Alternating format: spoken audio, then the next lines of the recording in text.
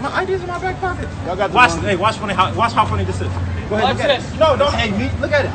Oh, What does that say? What does that say? Oh. Wrong guy. Oh. Wrong guy. Oh my God. I need your cards. I need your supervisor over here. Call your supervisor. Call your supervisor. Idiot cops arrested by the FBI. Today, we'll explore unbelievable cases where law enforcers went rogue and the FBI stepped in. Get ready to be amazed as we uncover the truth behind these extraordinary events. Let's dive in. Number 1. On March 11th, 2021, a disturbing incident unfolded as 2 officers from the Kansas City Police Department pulled over Herb Robinson, a 30-year veteran and detective in the Violent Crimes Intelligence Squad, while he was driving south on Blue Ridge Boulevard into Raytown, Missouri.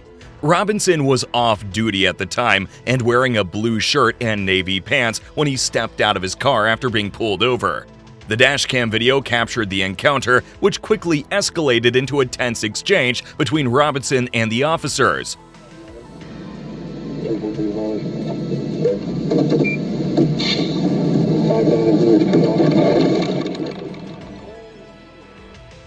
Well, first of all, I don't know why you're dumping out like that on us. You can wait for us to get here. Damn, dude, what, man? What's that? Look, listen, your plates don't come back to the thing, so you're still doing traffic stop on you. Where you at, bro? I'll be taking the route. Okay, don't do that to us. Freak us the fuck out. Why? I'm in a police uniform. Yeah, but I don't know where you are. I'm going out. You said Detective Robinson? Yeah. Cool, man. All right, have a good night. Holy shit, man. Colmo Deere, white, and Marco Olivas, Hispanic. In the video, the officers were heard using offensive language, calling Robinson derogatory terms such as dumbass and retard. Robinson, who is black, believed that the stop was unjust and possibly motivated by racial bias. He felt that he wouldn't have been pulled over if he were white. The officer's reaction to his actions upon exiting the car further fueled his suspicions. The incident raised serious concerns about racial profiling and the treatment of black individuals by law enforcement. Robinson's experience highlights the need for greater awareness and accountability within the police department. It was appropriate. It was nothing inappropriate or against policy for me to step out and turn around and face police in full police uniform. Right. To address instances of potential racial discrimination. Number 2.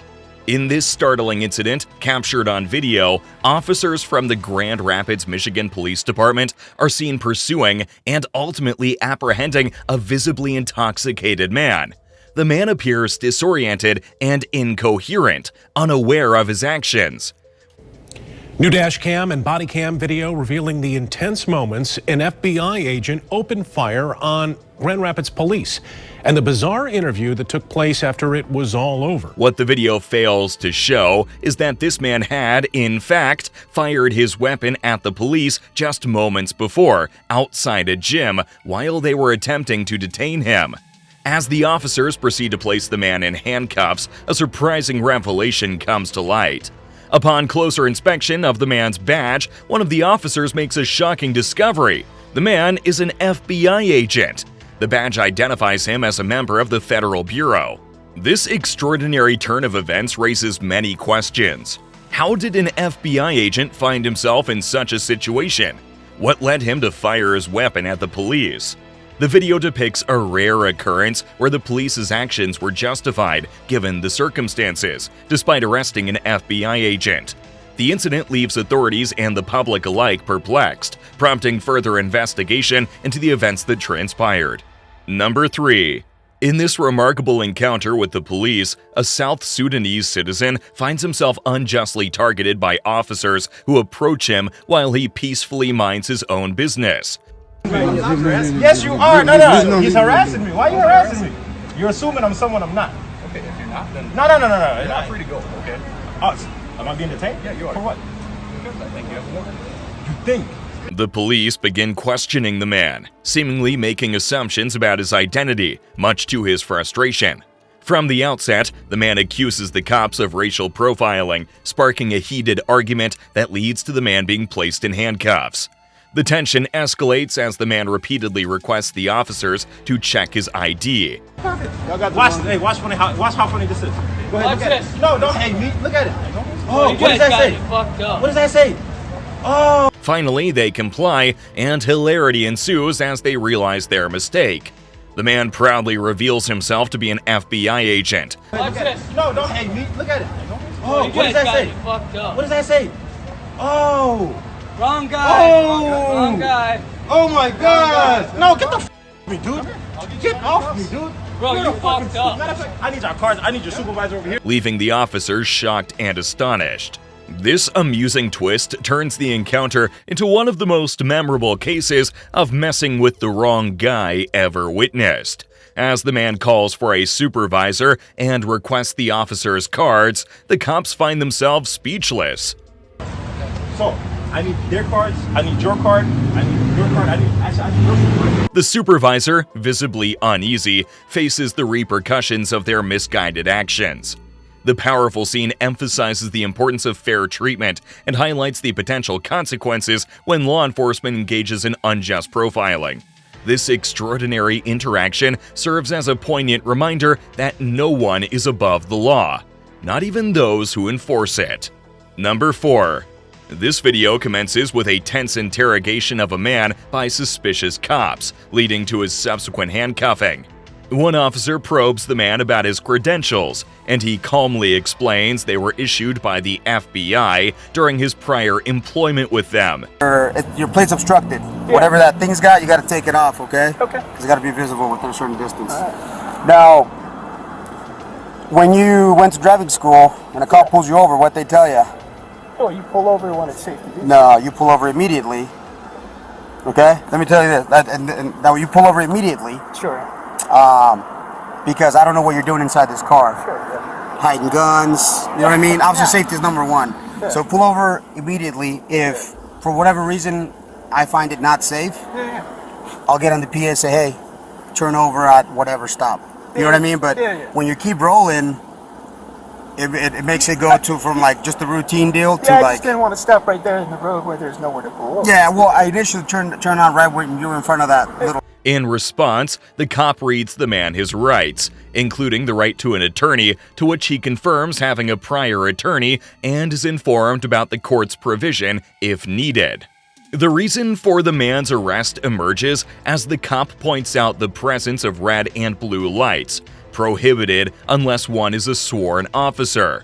Undisturbed, the man corrects him, revealing his past association with the FBI and contract work with the Department of Justice. That's where I was headed to right now. Okay. To log my partner back into his computer because he got locked out. Okay. And then this right here. This, did you work? That's a guard card. Yeah, that's a Nevada. That's PILB, Private Investigators Licensing Board. That's an issued guard card. Yes. And this, I mean, you're allowed to. I mean, Sure, you get this because you private security or private investigation. Maybe I think my wife's cheating on me. Sure. And I hire you, right? Yeah. Would that be what it be? Yeah, I can hire you sure, and be like, hey, go follow my wife or do whatever, right? But you have to go through. No. I'm also I'm a cybersecurity researcher. Also, I don't have to do all of that. To hire me as a PI, I don't even need that. You can hire me as a hacker. So what did you get this? That's what I've worked previously. Yeah. And that's my guard card for currently. If I want to work as a guard, I'm licensed to do so. As a guard? As a security officer or a private... Oh, like a guard, okay. Sure, yeah.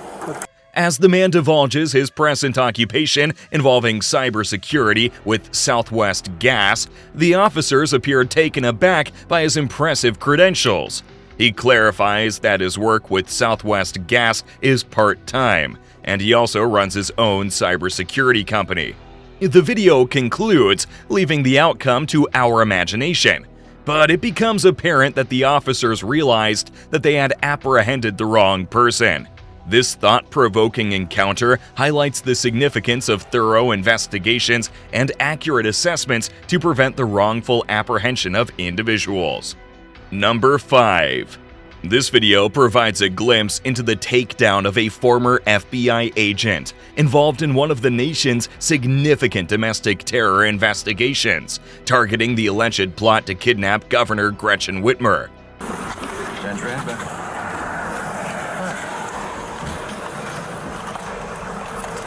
What is going on? What is going on? For the first time, police body cam footage captures the initial encounter with the agent, Richard Trask, who faces charges of assaulting and choking his wife. Investigator Susan Samples unveils Trask's online presence, where he expressed vitriol and his personal politics amidst the highly politicized federal investigation. The video highlights Trask's controversial Facebook post, including criticisms of the former president and COVID-19 deniers. Despite the potential implications of Trask's post, experts state they don't violate federal laws on partisan political activity, making entrapment defenses difficult to prove. Following his arrest, the FBI fired Trask, and he's expected to enter a plea in a Kalamazoo court. The developments raise questions about the investigation's credibility and its impact on the high-profile kidnap plot case. Number 6. In this gripping encounter, a police officer faces a perplexing situation with a man claiming to be an FBI agent. Despite the man showing his credentials confidently, the officer remains skeptical and calls the station to verify the vehicle's plates. Surprisingly, the vehicle is registered to a wiring company, not a government agency. Would you like to see some registration? And you know a lot of stuff about me. Would you like to see the registration, sir? I don't really want anything from you at this point. My supervisor's on the way. Excellent. Do you have identification? I surely do. I showed it to him. Would you like to see it, sir? That's fine. You don't have to keep your hands up. I'm just trying to figure out what's going on. Out here. I don't want to be shot either. Raising suspicions. Undeterred, the man insists on the vehicle's covert nature, further deepening the mystery. To the officer's surprise, it turns out the man initiated contact, leaving him puzzled about how the man got his phone number. Deciding to detain him, the officer refrains from handcuffing him.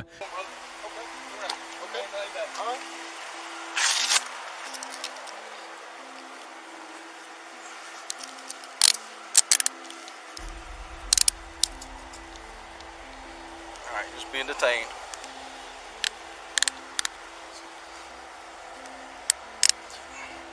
Double lock them.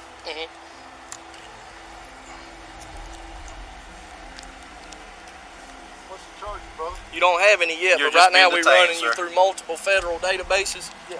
Okay, nobody's coming up with your name. You also coming back on a terror watch list, so we're going to secure you for... Citing uncooperative behavior and waits for his supervisor. The captain confirms the man as Special Agent Hatton from Jacksonville via radio communication. But initial silence adds to the uncertainty. Despite efforts to validate the claims, doubts persist, leading to handcuffing. In an unexpected twist, the man requests an ambulance, complaining of shortness of breath and vision loss. Paramedics arrive, and the officer explains the situation, revealing the man's distress. Throughout the encounter, the officer grapples with his actions, justifying the detention while acknowledging the man's legitimacy. About a ticket. And it's a ticket that didn't even go through. He went through them first, and like you said, they told us, hey, look, he's going to be meeting with you. Right. But I didn't know anything about it. He called my personal phone. He won't tell me. I asked him, sir, how did you get my... So, that's all the time we had today, folks. Hope you enjoyed this video. We appreciate your feedback on the video. Please share your thoughts in the comment section below. If you found this video enjoyable, don't forget to give it a thumbs up and consider subscribing to the channel before you go. Thanks for watching.